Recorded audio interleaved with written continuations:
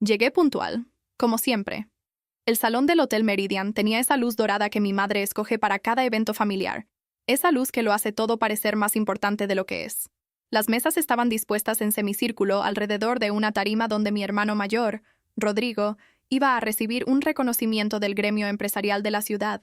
50 años de vida, 20 de empresa heredada y un premio que mi padre había gestionado durante meses con 3 llamadas telefónicas. Yo lo sabía porque mi padre me lo contó sin darse cuenta, en una de esas conversaciones donde se olvida de que también soy su hijo. Me senté en la mesa del fondo. No porque me lo hubieran pedido directamente, sino porque cuando pregunté dónde estaba mi lugar, mi cuñada Valeria señaló hacia allá con una sonrisa perfecta y dijo: «Allá está más cómodo, con los primos jóvenes». Los primos jóvenes tenían 16 años. Yo tenía 42. No dije nada. Tomé mi copa de agua, encontré la silla y me senté con la espalda recta. Desde allí podía ver la mesa principal. Mi padre con su traje azul marino. Mi madre con el collar de perlas que solo usa cuando quiere impresionar. Rodrigo, sonriendo con esa seguridad que da el no haber dudado nunca de que el mundo estaba hecho a su medida. Y al lado de Rodrigo, el espacio que había quedado vacío porque originalmente me habían sentado allí, hasta que 3 horas antes, Valeria llamó a mi madre y le dijo que sería más elegante que la mesa principal, fuera solo para los socios del negocio y sus cónyuges. Yo no era socio. Nunca me habían ofrecido serlo. Durante años, mi familia construyó una narrativa sobre mí que era cómoda para ellos. El hijo menor que se fue a trabajar para el gobierno, que eligió el servicio público en lugar del negocio familiar, que nunca tuvo el instinto empresarial de Rodrigo, que prefería sus cosas raras a las cenas de directorio. Mi madre lo decía con ternura, pero lo decía.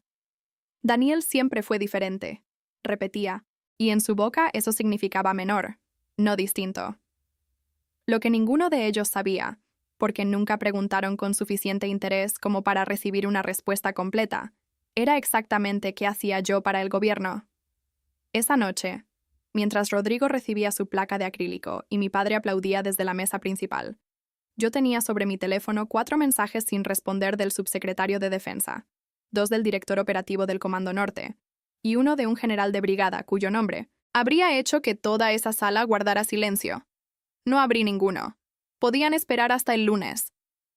Lo que había construido durante 17 años no surgió de una decisión repentina ni de un golpe de suerte.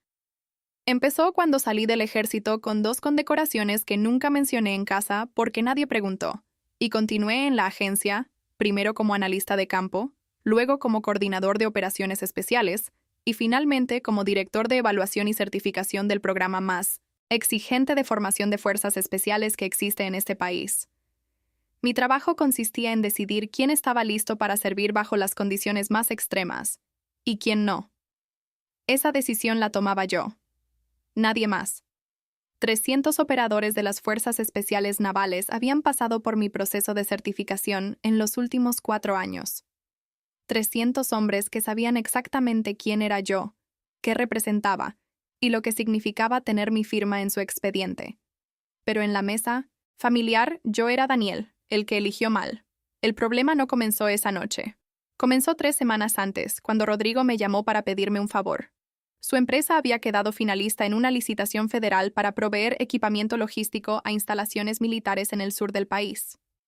Era un contrato significativo, el tipo de contrato que transforma una empresa mediana en una empresa grande. Rodrigo necesitaba que alguien dentro del sistema lo ayudara a entender los requisitos técnicos del pliego, y pensó en mí porque, según sus palabras, tú conoces gente en esas oficinas, ¿no? Le expliqué con calma que yo no podía intervenir en procesos de licitación, que mi posición me impedía cualquier acción que pudiera interpretarse como influencia indebida, que había mecanismos formales para acceder a asesoría técnica y que estaría encantado de indicarle cuáles eran. Rodrigo escuchó en silencio y luego dijo: «Siempre tan complicado, Daniel». No respondí a eso. Colgamos con cordialidad, superficial, y yo no pensé más en el asunto hasta que, 2 semanas después, llegó a mi escritorio la solicitud de evaluación de proveedores para esa licitación. Era parte de mi función. La empresa de Rodrigo estaba en la lista. No hice nada diferente a lo que habría hecho con cualquier otra empresa. Asigné el caso a mi equipo de evaluación técnica y me declaré impedido por conflicto de interés familiar, dejando la decisión en manos de la subdirectora Mariana Fuentes, que llevaba 11 años en el cargo y no le debía favores a nadie. La evaluación tardó 10 días. La empresa de Rodrigo no cumplía 3 de los 8 requisitos técnicos de seguridad. Mariana lo documentó con precisión, y la licitación fue adjudicada a otro proveedor. 4 días después de conocerse el resultado, Rodrigo me llamó. Esta vez su voz no tenía la cadencia condescendiente de siempre. Tenía algo más parecido a la rabia contenida de alguien que acaba de descubrir que el mundo no funciona según sus supuestos. ¿Tú? ¿Sabías que nos iban a descalificar? Le dije la verdad, que me había declarado impedido, que no había participado en la evaluación, que la decisión la tomó alguien de quien yo no podía dar instrucciones en ese sentido. ¿Y no pudiste avisar? ¿No pudiste decirnos en qué estábamos fallando antes de que presentáramos? Le expliqué que eso también habría sido una irregularidad, que las reglas existen para todos, incluyendo su empresa. Hubo una pausa larga. Luego dijo, «Eres increíble, Daniel, siempre tan correcto. ¿Sabes lo que cuesta ese contrato? ¿Tienes idea de lo que perdimos?» Sí lo sabía, y precisamente por eso no podía haberlo intervenido. Esa conversación llegó a mi madre en una versión diferente. En la versión de Rodrigo, yo tenía influencia sobre el proceso y elegí no usarla por orgullo o por indiferencia. Para cuando llegué al evento del Hotel Meridian, esa versión ya era la oficial dentro de la familia. Por eso me sentaron con los primos de 16 años. Por eso Valeria me miraba con esa frialdad específica de quien ha decidido que alguien no merece cortesía plena. Esa noche, mientras el maestro de ceremonias hablaba de liderazgo y visión empresarial, mi teléfono vibró una vez más. Esta vez era un mensaje del comandante Héctor Reyes, uno de los primeros operadores que había certificado hace 4 años. Decía simplemente, «Director Solano, el equipo está listo para el ejercicio del martes. Confirmamos su presencia para la clausura». Abajo había una fotografía. Grupal de su unidad, 42 hombres en formación. Todos mirando a la cámara con esa postura que solo tienen quienes han sobrevivido a lo que nadie debería tener que sobrevivir. En el pie de foto, alguien había escrito a mano, «Para el director, gracias por el estándar». Guardé el teléfono en el bolsillo.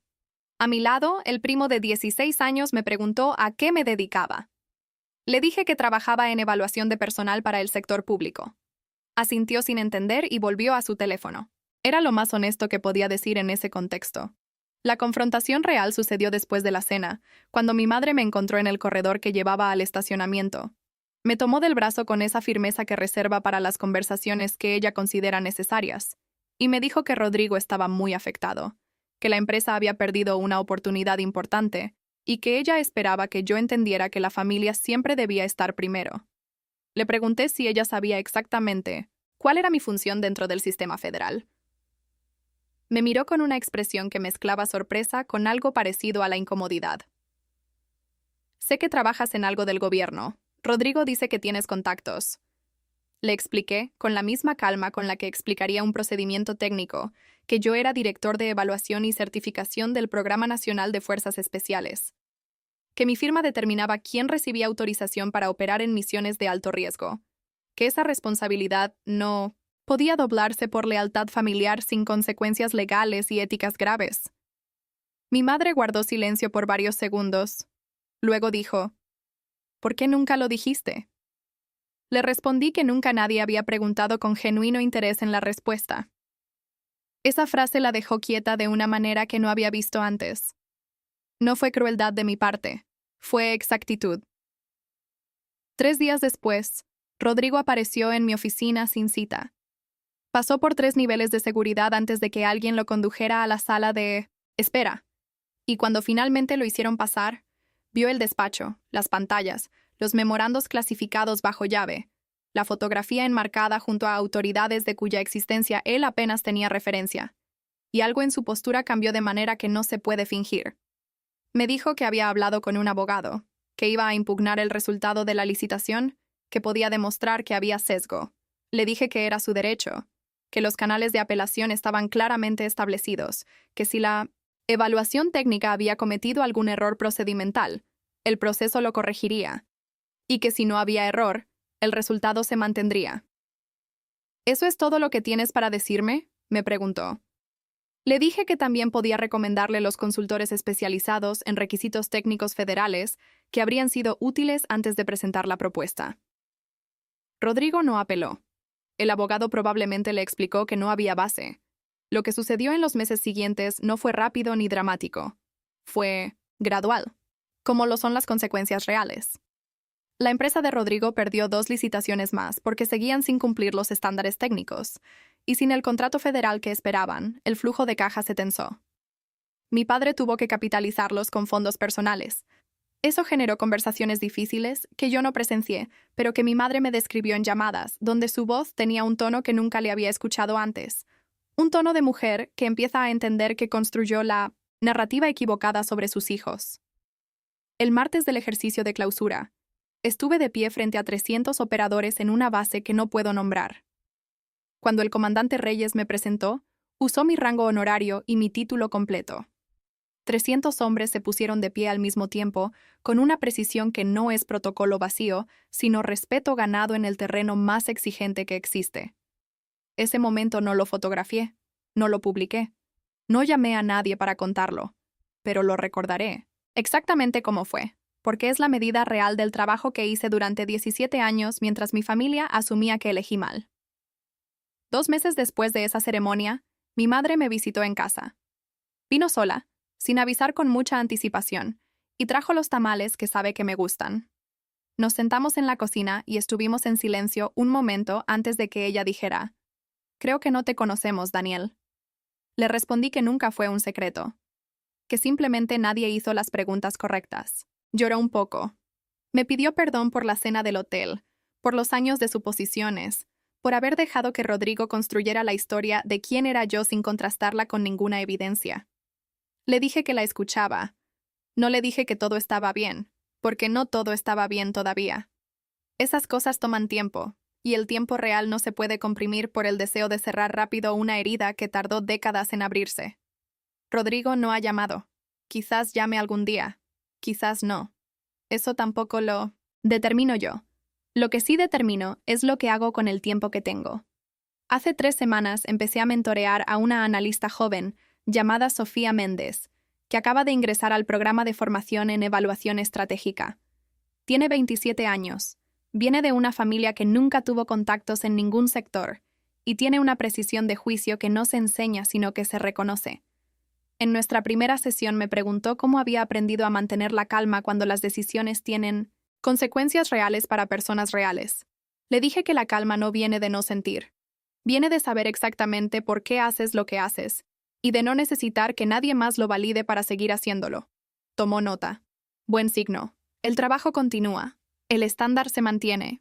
Y yo no necesito un lugar en la mesa principal para saber el valor de lo que construí.